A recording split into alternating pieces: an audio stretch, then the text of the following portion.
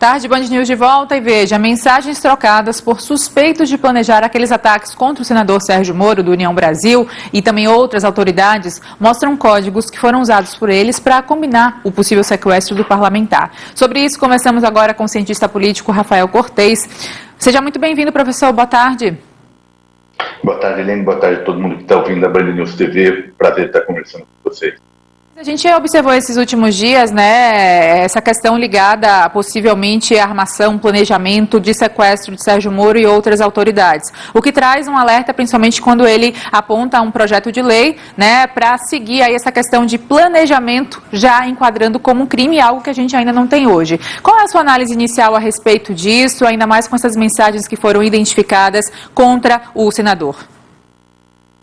Olha, Helene, acho que a gente tem que fazer a separação em duas esferas quando trata desse caso. A primeira é a área jurídica / investigativa, enfim, à medida que tivermos mais informações sobre o esquema que estava por trás, o papel desses atores envolvidos entre a fase de responsabilização individual, para ter um entendimento com mais clareza de como antecipar e, eventualmente, para a área de punição regular comportamento dessa natureza. O que a gente já sabe de saída é que, naturalmente, um plano dessa magnitude é tradutora de um cenário bastante preocupante sobre várias óticas, da representação política, do ponto de vista de segurança pública. Acho que essa é uma dimensão.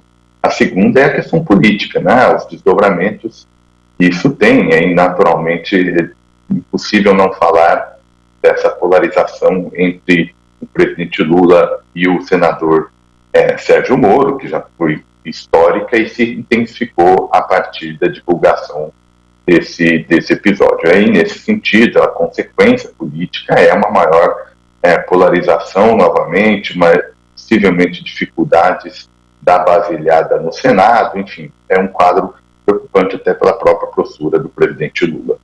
A gente vê falar de autoridades como, por exemplo, o ministro da Justiça, Flávio Dino, que até chegou a citar, né, que a polícia não age politicamente, essa questão mesmo do afastamento entre a ação da PM, que foi fundamental no sentido de descoberta, né, de impedimento do avanço desse tipo de planejamento criminoso, mas também temos a questão política. Como é que a gente analisa essas esferas, proteção pública, segurança pública e esse debate político que o senhor também cita, Cortez?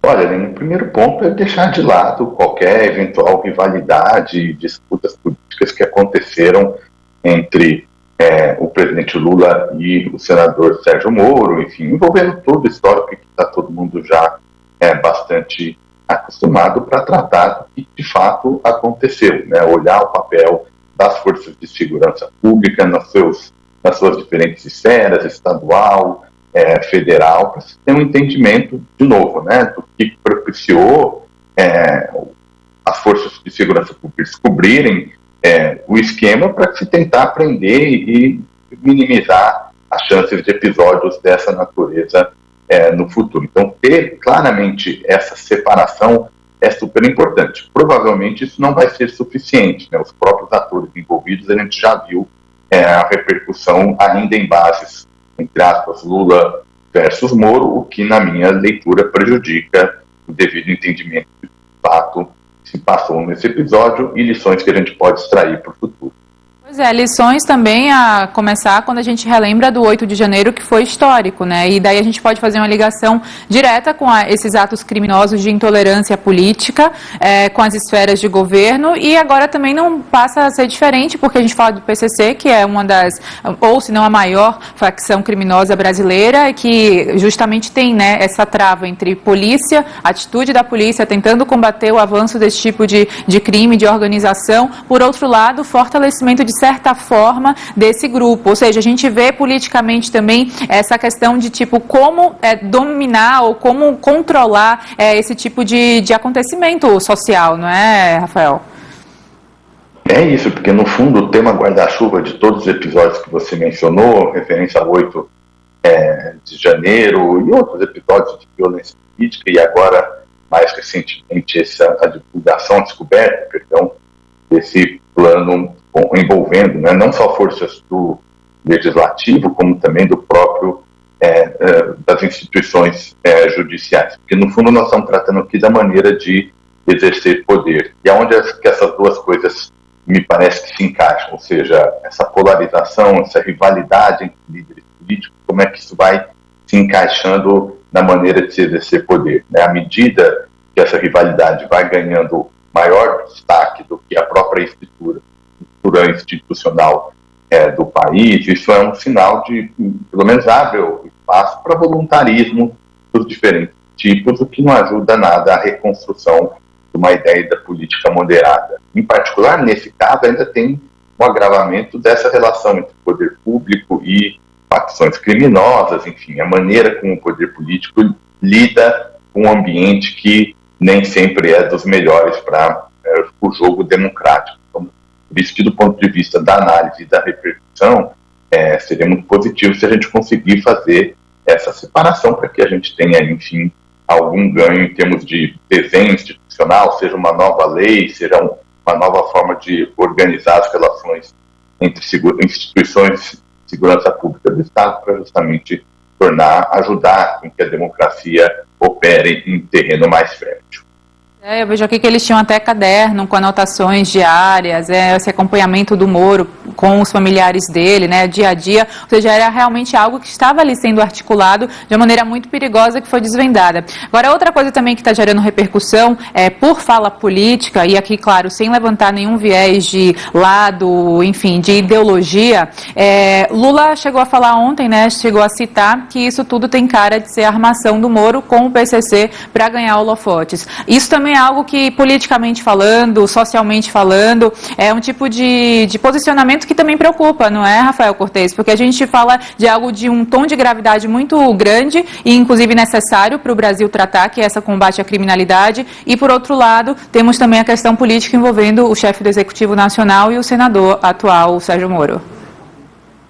Porque foi fundamentalmente uma especulação sem o menor sugestão, uma certa confusão entre o público e o privado, o comportamento individual e as instituições de Estado, ou seja, tudo isso para mostrar que, por hora, a gente ainda segue uma avaliação negativa desse processo, ou seja, uma repercussão ainda muito marcada por esse tipo de comportamento. Eventuais desdobramentos que ficaram lá de trás, no plano político, eles já aconteceram, né? A história já passou, eventualmente acho que tem uma separação, pelo menos o presidente ganharia, me parece, se conseguir fazer, entre, digamos assim, a sua figura mais pessoal, eventualmente injustiças que ele acha que foi cometido com ele no passado, enfim.